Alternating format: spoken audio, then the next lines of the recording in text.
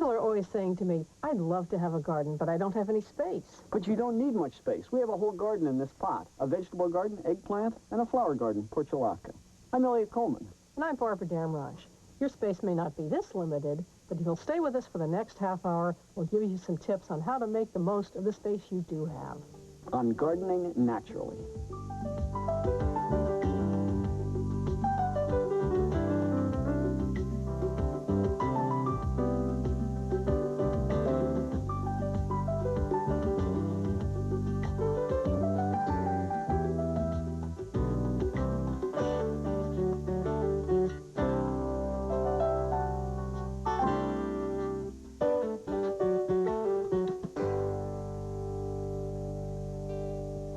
My mother has been gardening all her life. She loves to garden, and she's great at it.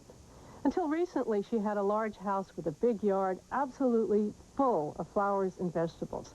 But this year, she moved into a retirement community where she has her own cottage and a small yard. She still wanted to do some gardening, but the whole point of moving here was to cut down on maintenance chores, so she didn't want overwhelming again. So I came in to give her a hand, and I must say, it's been a really fun project. When I got here, I could see that there'd already been a lot of landscaping here. Somebody had constructed a wonderful stone wall out of big boulders and put a few plantings in on top, but there was nothing down here. The lawn came right up to the base of the stones. I thought it would be nice to have a small crescent-shaped garden that she could see from her deck and her living room windows, so that's what I did. I made it about 3.5, 4 feet at its very thickest, and then it narrows down to nothing and blends into the walls. Well, I was all set to go. I stripped off the sod. Then I had a bad surprise. The soil was terrible. It was just builder's sand, fill left over from the construction. So I went to work.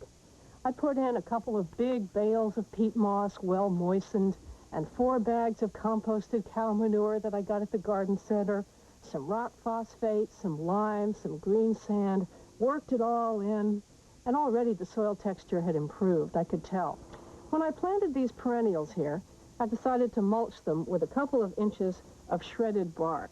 And I'm glad I did, because as you can see, there's been a drought here. The residents of the community were not allowed to water because of a water shortage. The grass has suffered, it's brown, but the garden looks just fine, with little or possibly no watering at all. Now, my concept here was to give her a whole season of bloom, from early summer through midsummer to late summer. And that's what I've done. Hi, Mother. Hello, Barbara. Have you come to see if I've been deadheading the flowers? Well, it looks like you've been doing a great job. I don't see any dead blossoms. Have you found this has been much work? Oh, not any, really. I come out about every 3 days and deadhead the flowers. And I pull up the weeds. When they put in the grass, they put in so much that they blew it. They blew the seeds onto these large spaces. And, of course, the seeds went everywhere. And so, mostly I've just pulled up grass. Yeah. But the mulch probably kept that down to a minimum.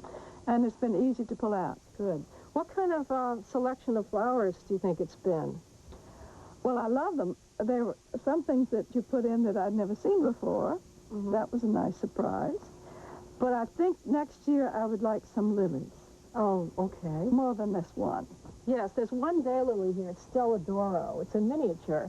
And I picked that one because it is so long blooming. But we could put in some true lilies, some lilium. And we could do some early, middle, and late blooming ones. So that would be a nice vertical accent. We don't have very many tall I think plants. also I'd like a little more white. A little more white. Well, maybe we could put some Shasta daisies. We had a lot of white at first. The gray plants. The snow in summer. Snow in summer. Yeah, well, let's put some Shasta daisies in. Okay.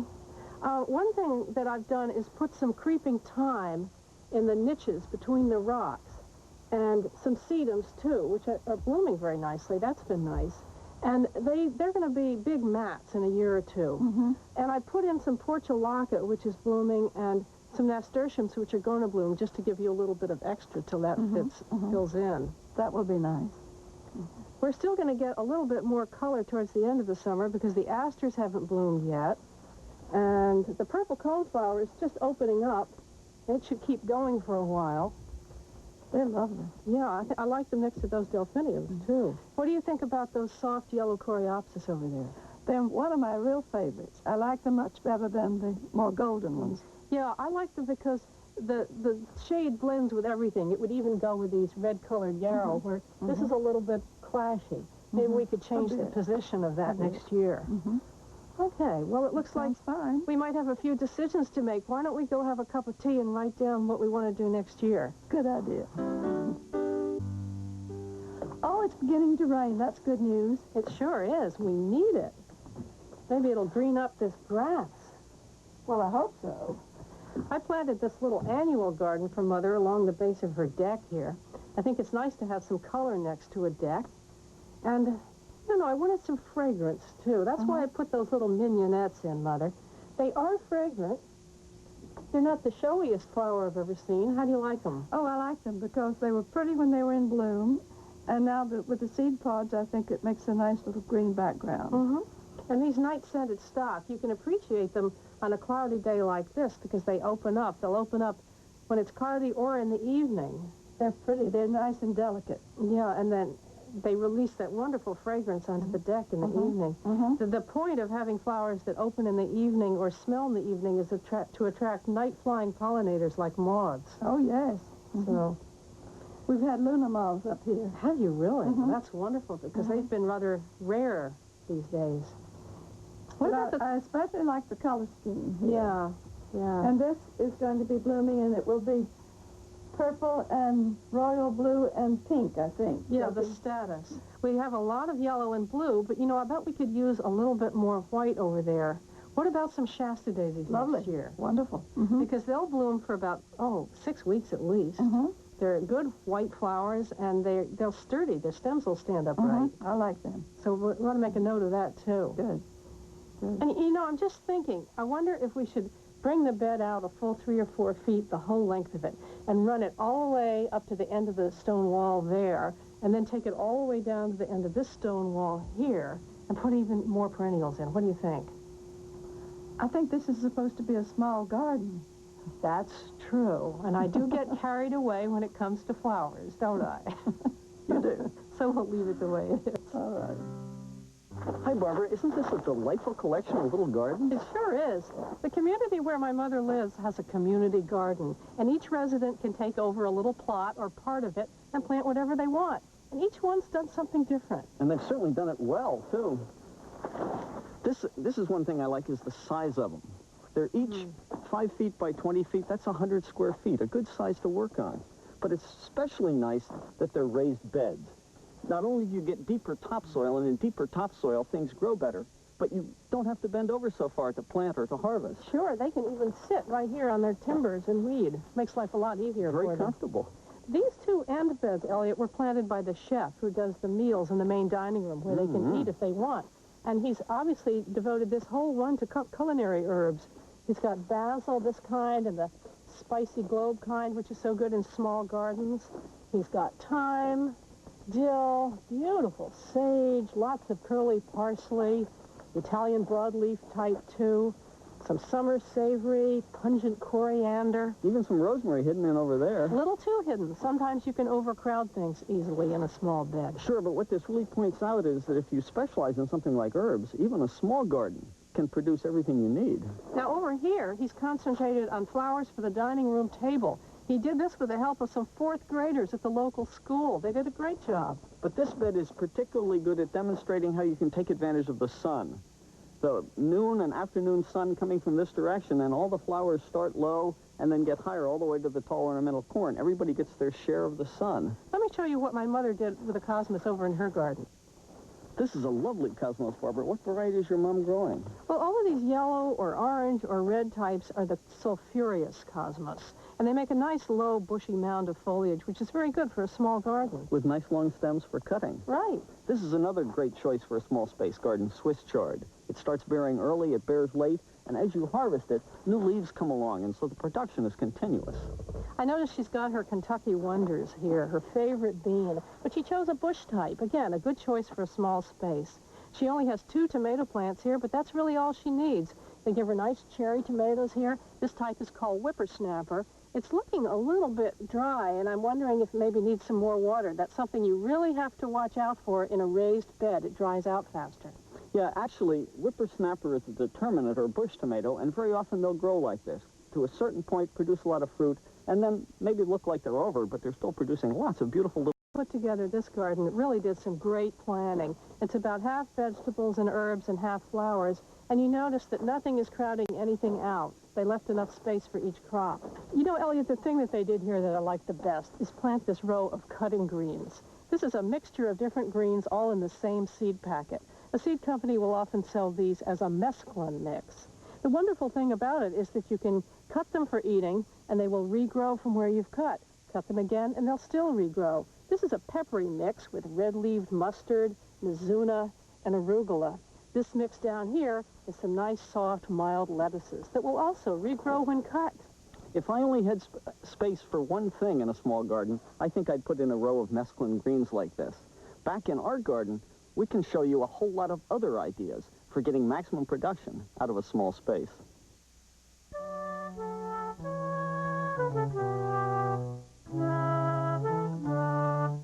The best way to make a small space yield a lot of food is to use interplanting and succession planting.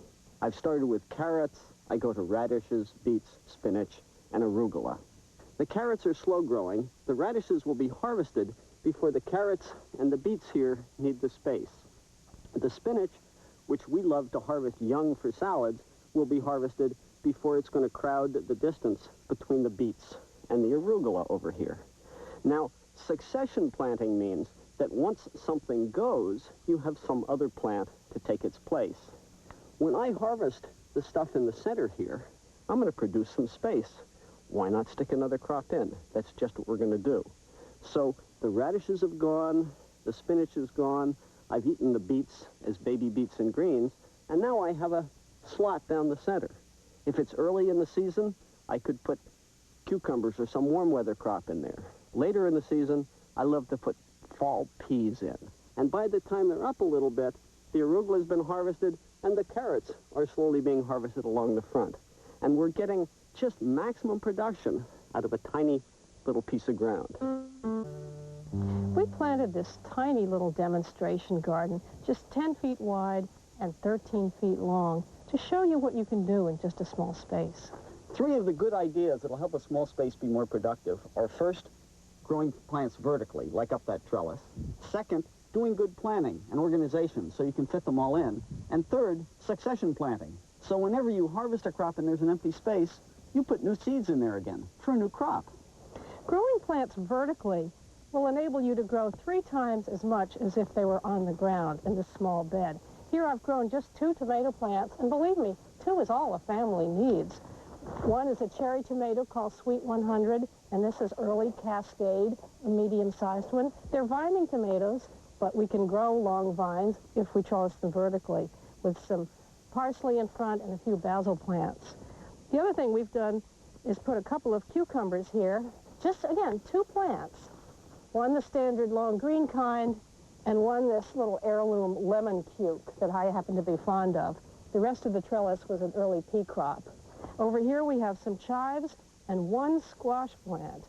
All you need is 1 squash plant. I once fed 3 families on a single plant. It's not a dwarf variety, it's a big bush type, but a bush type, not a vining type. And the one I chose was a yellow one, which I've been harvesting continuously when they're small, so the plant will keep producing. In front of them, a row of onions, and over here, a couple of broccoli plants. I chose one called Emperor with good side shoot production, so that once the center head is cut, it keeps producing, and a couple of cabbages. And then we continue it. This bed has Swiss chard, kale, and parsley in it, all 3 of which keep producing all season long on a cut-and-come-again basis.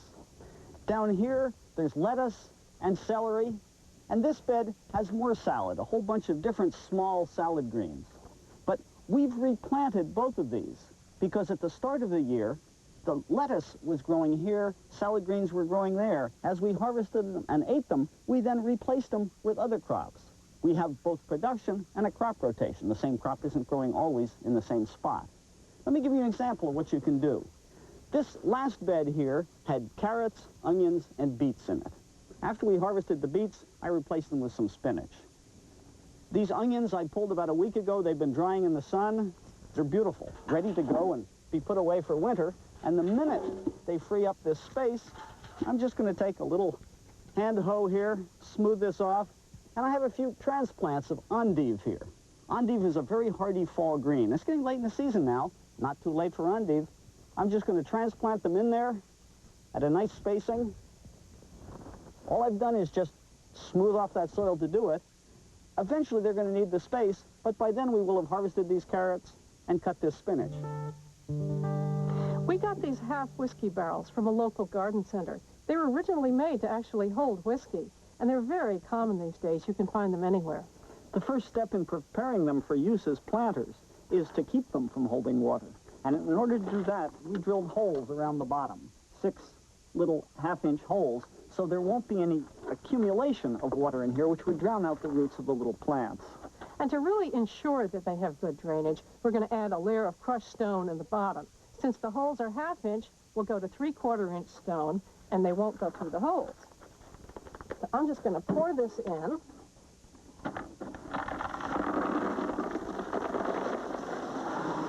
I'll smooth that out for you. Now the next step, before we add any soil to the barrel, is to put down a barrier that will keep the soil from clogging the rocks. So I've cut a circle from a floating row cover, the kind we use in the garden. This will let air and water through, but not the soil. If we were to fill this barrel now with straight garden soil right out of the garden, things might grow, but they wouldn't grow well because it would become too compacted. Once you divorce that soil from the earth, it doesn't do as well. So we're going to make a mixture. Now the particular mix that we've put together is 1/3 garden soil, 1/3 compost, and 1/3 soilless potting mix made mostly from perlite and peat. What you want in a soilless mix in a barrel, in any container like this, is one that will hold water so the plants don't dry out, but one that will also drain well so they don't get soggy and get their roots drowned in there. And that's why a mixture like this works best. If we had a really heavy clay soil, we probably put a little less soil and a little more freedom perlite in there in order to keep it from being too heavy. There, Barbara, that looks about right, about 2 inches below the top. Yeah, that's fine. Now I have a rosemary plant we could start this off with, Elliot, but I think I'm going to water it down first.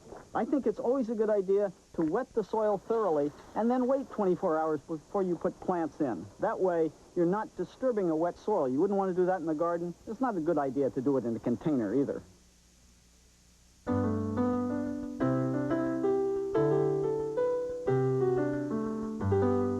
One flower I always get a lot of comments on in my garden is this thread-leafed Coreopsis, Coreopsis verticillata. Now this particular variety is called moonbeam. It has lovely, soft, pale yellow flowers that go with a wide variety of other colors, so it's a good mixer. It has lovely, slim, thread-like leaves, and it has a nice habit of spilling out over the front, so I'll use it in the foreground of a garden. If you prefer a Coreopsis with a brighter yellow and one with a slightly more upright habit, you might try Zagreb or Golden Showers. Now here's another thread-leaf Coreopsis that is really quite different from the ones I just showed you. This is Coreopsis rosea, and it also has the little star-shaped flowers, but here they're tiny and pink. Now this is the last one to bloom. It doesn't get going till about August. Now all of these thread-leaf Coreopsis are dependable perennials, but there's one thing I always have to remind myself about them each year. They're very slow to appear in the spring. So just at the point where I'm thinking, oh, the thread-leaf Coreopsis didn't make it through the winter, up they come with these little thread-like leaves. And believe me, they're worth waiting for. These 3 whiskey barrels that we planted so early in the season have really borne fruit, Elliot. Look at this. Vegetables in this one, herbs in this one, and my flower garden over here. These are each only 3 square feet apiece. That means we have a square yard garden, and it's amazingly productive. I'm about to make salad. And these are nice greens, the arugula and the lettuce, because they're greens that can be cut. And then they yield again because they'll sprout back up if I don't cut them too closely. Now, along with that, we're going to have a couple of these whippersnapper tomatoes. Look how beautifully that cascades over the edge of the barrel. And I'll put some chives, maybe a couple of basil leaves to put in the salad. Won't that be tasty?